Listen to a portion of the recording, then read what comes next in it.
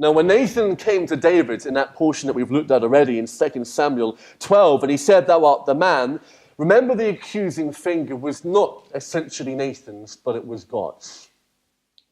That was the way in which the Lord dealt with him, through his servant Nathan. And when David said, "I have sinned against the Lord," he expands that in his prayer in Psalm 51. And part of that expansion is revealed there in verse 4 as to what David meant when he said, "I have sinned against the Lord."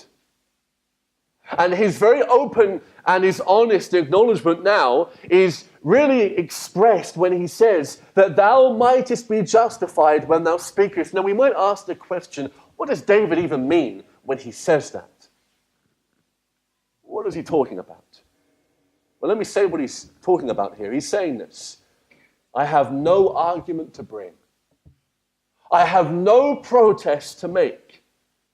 In other words, he's saying my sin is beyond doubt.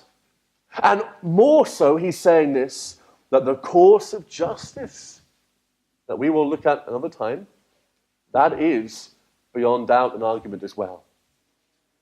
So in the midst of this open acknowledgement, he's saying God is just in all that he's doing, and I am unjust.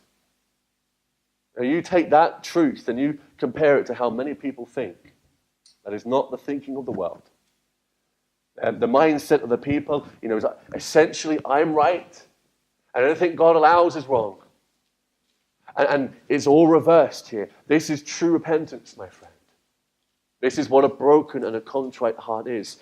And so as I develop this last thought with you, I want you to notice, first of all, that he is aware of the scope of his sin. This is humbling. Look with me at verse 4. He says, "Against thee only have I sinned." I've never ceased to be taken back by those words, because I remember when I first laid my eyes upon that psalm, probably, of course, not long after I was saved, and began to think about what it really meant. The natural question is this: well, David, what do you mean?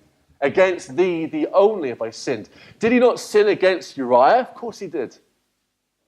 He murdered him, effectively, through sending him onto the battlefield. Did he not sin against and with Bathsheba and against his own body and life? Of course he did. Did he not sin against Joab, in a sense, in that blood was now upon his hands, irrespective of how wicked that man was in other respects?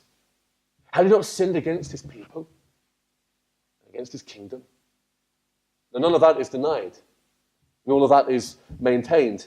But David is not disputing that. That's not the point that is up for discussion here.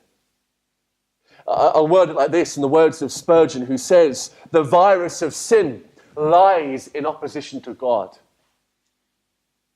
Because remember, even though these were all sins, and grievous sins, awful sins, they were symptomatic of that greater essential problem that lies within every man. And even though, of course, this was a man of God, there were still those remnants of sin.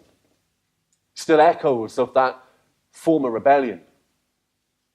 And reminding us that when we deal with the problem and the full scope of sin, that we must not employ the tactics or the approach of the world, that what they do, they trace outward and they deal with individual things in an individual manner. No, the biblical method by dealing with sin is that you trace whatever that vice is, whatever that sin is, if it's adultery, if it's murder, if it's deception, if it's stealing.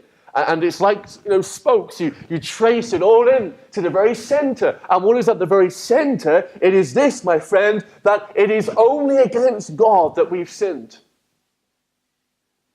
So that while David certainly sinned against man, essentially, he sinned against God. And all the time, David would only see his sin being against man. He would not be brought back to fellowship with God. He must see it as against God. And I will say this: no person will ever be a Christian unless they come to a full and frank admission that their sin is not just a problem in their life that hurts other people, but it's against God.